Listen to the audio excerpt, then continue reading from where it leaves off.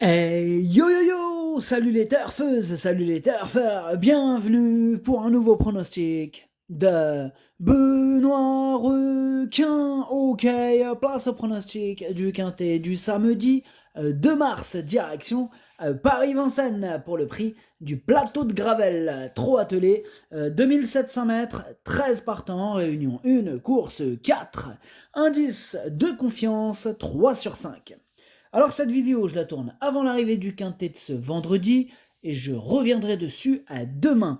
Ok, c'est parti, on commence le pronostic et on commence avec le numéro 1, c'est Just for Back et on écoute l'entraîneur Guillaume Gillot. Just for Back est tongrin et il a pris pas mal de gains. Bon, il n'avait pas un bon programme sous la selle durant ce meeting et je ne voulais pas l'entraîner tout l'hiver pour seulement 2 courses et donc j'ai préféré l'arrêter. Bon là il est prêt à faire sa rentrée. Ah c'est vrai que faute d'engagement, je le présente dans cette épreuve. Bon, il est totalement surclassé, vous pouvez l'écarter. Bon, vous l'avez entendu, les yeux fermés, on peut le rayer. D'ailleurs, c'est ce que j'ai fait. Énorme nom pour ce numéro 1. On passe au numéro 2, Diva del Ronco, et on écoute Salvatore Minopoli. D'ailleurs, il est là, Salvatore, et ça fait plaisir. Salut, Salvatore. Si, ciao. Diva del Ronco, elle n'est jamais meilleure que quand elle évolue. Elle évolue. Oui, elle évolue, c'est ça que tu veux dire, elle évolue. Oui, elle évolue. Ok, bon, vas-y, c'est pas grave. Elle évolue. Elle évolue dans les. Elle évolue dans les autres en courant à l'abri. Et il profite de cet engagement un peu relevé pour la tester à ce niveau. On va courir battu. On va courir battu, tu voulais dire. Ici, on va courir battu avec un peu de réussite et peut prendre de l'argent. Une petite place me satisferait pleinement. Ok, très bien, Salvatore Minopoli. Bon, il se contenterait bien d'une place, tu l'as dit. En tout cas, moi, ce numéro 2, je ne l'ai pas retenu. Après, bon, faire d'impression, question de feeling. Il n'y a que 13 partants, en fait. J'ai aucune liste de casseurs de tickets repérés à vous proposer aujourd'hui. Il n'y a pas de casseurs de tickets repérés. En tout cas, pas dans ma liste. Ça ne veut pas dire qu'il n'y en aura pas dans la course. Ce numéro 2, comme je vous l'ai dit, il est sur aucune de mes listes, mais je ne l'ai pas retenu. Voilà. Donc après, je ne l'ai pas rayé non plus comme le 1. Donc, les amateurs de champ réduit pourront se pencher sur son cas. Voilà, affaire d'impression maintenant. Question de feeling. Bref, on passe au numéro 3. Desiderio Desi, on n'aura pas les commentaires de l'entraîneur, c'est Mauro Baroncini qui est parti pêcher avec Philippe Moulin. D'ailleurs, Philippe Moulin, lui, c'est un habitué. D'ailleurs, ils ont pris son bateau. Philippe, il a dit, je veux un bateau. Tu viens, Mauro? Mauro Baroncini, il a dit, bien sûr. Et voilà, ils sont partis comme ça. Ça s'est passé très vite, très très vite. Il est passé avec son bateau, il a klaxonné, là, tu sais, avec les klaxons de bateau, bien sûr. Ça donne brot, brot, un truc comme ça, voilà.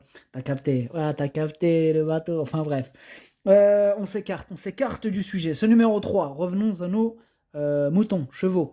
Ce numéro 3, du coup, je ne l'ai pas retenu non plus, mais c'est lui mon gros regret, c'est lui mon cheval de complément en cas de non partant. Attention, possible cassage en vue. On enchaîne avec le numéro 4, Goélando Fort, et on écoute Christian Bijon.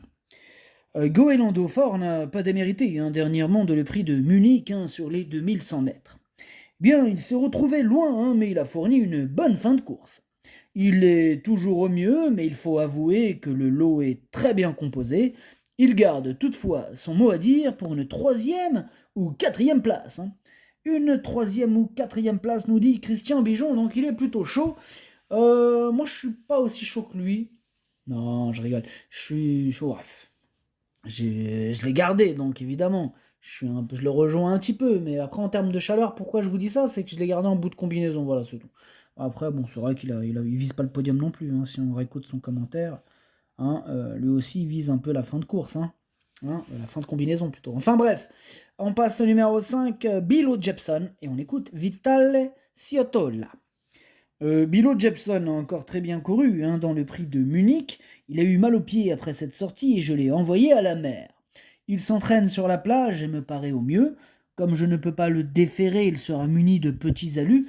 Il a déjà bien couru à Enghien dans cette configuration. Je ne suis pas inquiet.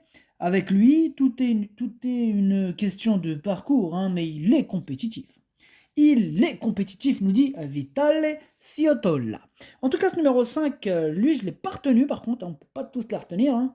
Ouais, avec 13 partants, mais si tu mets 13 chevaux sur ton ticket, mon copain, crois-moi, je crois pas que tu vas réussir à signer la note, hein. Sauf si t'es archi blindé. Même les archi blindés vont réfléchir à deux fois avant de mettre 13. Vas-y, essaye, juste pour essayer sur la machine, tu mets 13 tickets. Hein, quinté, même en 25% flexi, mon frère, ça monte vite, hein. Bref, ce numéro 5, du coup, c'est un regret, c'est mon deuxième cheval de complément en cas de partant, attention. On passe au numéro 6, FaceTime, et on écoute Mathieu Abrivard. FaceTime, il a aligné 5 succès, hein, durant ce meeting, tout en montant à chaque fois de catégorie, hein. Bon, il a encore gagné plaisamment dans le prix du Luxembourg en faisant le tour de Gannet de Banville. Il est resté au top, hein, et il a prouvé qu'il s'adaptait à toutes les distances. Maintenant, il y a Gaspard d'Angy, Gannet de Banville et Orsi Dream, hein, qui ne doivent pas être négligés. Mais bon, hein, je ne lui trouve pas de point négatif. Vous avez vu ça, hein, il trouve aucun point négatif à FaceTime. C'est encourageant en tout cas. Ça m'encourage encore plus à le mettre en tête. C'est ce que j'ai fait, hein. Je l'ai mis, c'est mon préféré, je l'ai mis en tête, ce numéro 6. On passe donc au numéro 7, Idéal Lignerie, et on écoute François Lagadec. Idéal Lignerie avait hérité du numéro 1 dans le prix du Luxembourg, et il n'a cessé de reculer par le jeu des relais, passant même dernier, hein, dans le tournant final. Je n'ai jamais pu le lancer alors qu'il possédait des ressources. Mieux vaut le juger sur ses performances du début du meeting, lorsqu'il a été devancé par Idaho de Tillard et Inamarosa. Il est préférable de le racheter. Ouais, il est préférable de le racheter, nous dit François Lagadec. En tout cas, c'est ce que j'ai fait. Je le rachète. Je l'ai mis 6ème. On passe au numéro 8, Happy Valley. On n'aura pas les commentaires de l'entraîneur, hein. Bon, c'est toujours Philippe Moulin, l'entraîneur d'Happy Valley, hein. Il est parti pêcher avec son pote Mauro Baroncini, on l'a dit tout à l'heure, amusez-vous bien. Ce numéro 8, lui aussi je l'ai gardé assez haut, hein, je l'ai mis 4ème, il peut frapper un grand coup. On passe au numéro 9, Usain Toll, et on écoute Gennaro Casillo. Usain Toll a fait la saison 2023 en Italie et en Suède, hein, sans être sous ma direction, hein. Là, je l'ai récupéré au moment du Grand Prix à Florence. Bon, il est venu en France, mais il a été malade ensuite et il n'a pas couru. Bon, ici, c'est une rentrée, hein. Bon, il a un peu de travail derrière lui, mais il risque de manquer de rythme. Il l'est pas à 100%. Maintenant, hein, il est courageux, hein, il devrait bien courir d'entrée. Vous avez vu comment il s'est rattrapé, là? Il est courageux, hein. Au début, il nous dit il est pas à 100%. Alors, 100% ou pas 100%? Il nous a embrouillé, là. On le joue ou on le joue pas? Oh là là, ils sont flous, les mecs, des fois. Il est pas 100. Vas-y, oh là là, il m'a fatigué. Du coup, tu sais quoi? Je le mets. Ouais, je le mets en bout de combinaison, mais il m'a fatigué là, Gennaro Casio là. Oh. Bref, on passe au numéro 10. Gaspard d'Angy, on écoute Jean-Michel Baudouin. Gaspard d'Angy, il s'est montré fautif assez rapidement en dernier lieu, hein, sur un 2100 mètres. Sur ce type de parcours, il faut que je l'embouche, hein, différemment. Bon, il est retourné un peu à la campagne avant de revenir depuis 10 jours à Grosbois. Bon, il est parfait, hein, il aborde cette course avec beaucoup de fraîcheur. Il l'est aussi bien que lors de la finale du Grand National du Trot. Dès lors, j'en attends un total rachat de sa part. Voilà une belle explication, hein. Merci Jean-Michel Baudouin. Lui, au moins, il est clair, le mec. Hein, soit c'est oui, soit c'est non. C'est clair, quoi. Oh. Là, on sent clairement, l'autre, il était là, hein, il nous trimballe, là, à la fin, il nous remet dans le... Oh, oh, oh. Enfin bref, merci Jean-Michel Baudouin. Ce numéro 10 fait partie de mes préférés, je l'ai mis 2ème. On passe au numéro 11. C'est Gannet de Banville, et on écoute Jean-Michel Bazir. Gannet de Banville a bien tenu sa partie dimanche dernier, même s'il a dû se contenter de la 4ème place. Il s'est montré accrocheur. Là, il se présente de façon rapprochée, mais c'est son programme, hein. Bon, il ira ensuite sur le bois de Vincennes disputé le 23 mars. FaceTime, il nous avait battu la plate couture dernièrement sur 2100 mètres. Là, tu vas voir mon copain, on va essayer de prendre notre revanche, mais ça sera pas facile. Ok, merci. Jean-Michel, bon, là, il a envie de revanche, là. Il a envie de se faire FaceTime. Il va y avoir un petit combat, hein, même si je ne vous cache pas que Gaspard d'Angy...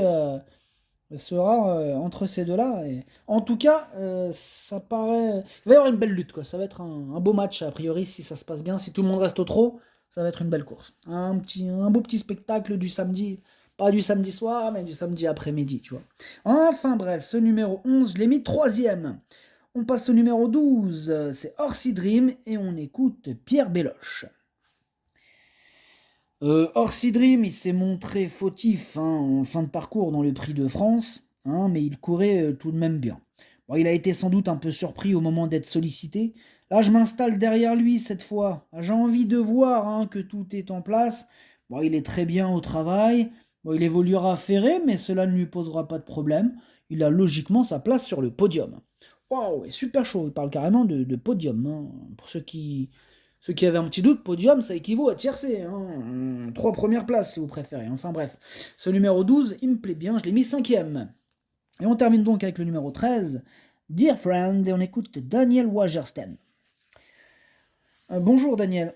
Bonjour, dear friend, on a bien tenu sa partie dans le Prix de France. Yeah.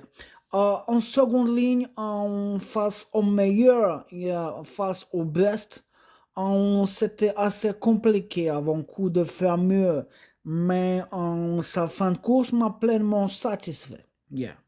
Elle découvre un bel engagement fermé. Yeah, fermé. Vous voulez dire fermé, un bel engagement fermé, c'est ça? Yeah, fermé. Mais l'opposition de qualité, yeah, very qualité. Et aussi les 2700 mètres représentent un peu le bout du monde. Le bout du monde. Ouais, le bout du monde. Ouais, ok. Vous avez quelque chose à rajouter, Daniel? Oh, yeah. Il faudrait courir battu, yeah. Il faudrait courir battu? Yeah, courir battu, ok. Et ensuite, il faudrait courir battu, non loin des premiers, not far, far away, non loin des premiers, pour accrocher une place.